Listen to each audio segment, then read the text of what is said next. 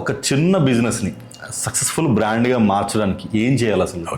First point ఏమంటే అండి, మొదలు పెట్టే ముందరే మంచి తరో హోంవర్క్ చేసుకోవాలి. చాలామంది అనుకున్నాను మెజారిటీ పీపుల్ చేసిన తర్వాత ఆలోచిస్తారు. అది ఆల్వేస్ బ్యాడ్. ఆలోచించి చేయాలి.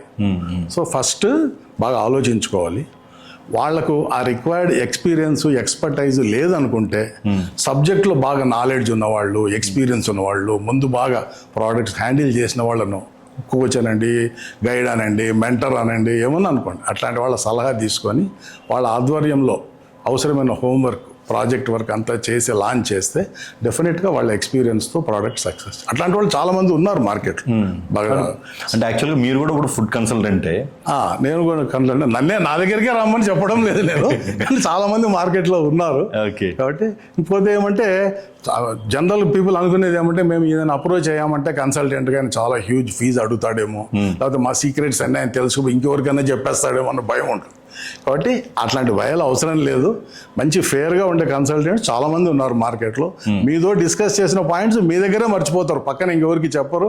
అట్లాగే మీకు అవసరమైన హెల్ప్ ఇస్తారు, మీకు అవసరమైన సపోర్ట్ అంతా ఇచ్చి కాస్టింగ్లో కానీ, మార్కెటింగ్లో కానీ, ప్రోడక్ట్ ఫార్ములేషన్లో కానీ ఏం అవసరమైతే అట్లాంటి హెల్ప్ చేసి మీ బ్రాండ్ సక్సెస్ చేసేవాళ్ళు ఉన్నారు.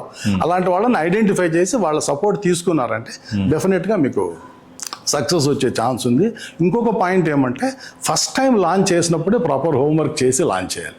ఎందుకంటే ఒకసారి ప్రోడక్ట్ మార్కెట్లో ఫెయిల్ అయితే మళ్ళీ దాన్ని యాక్సెప్ట్ చేయడం కష్టం.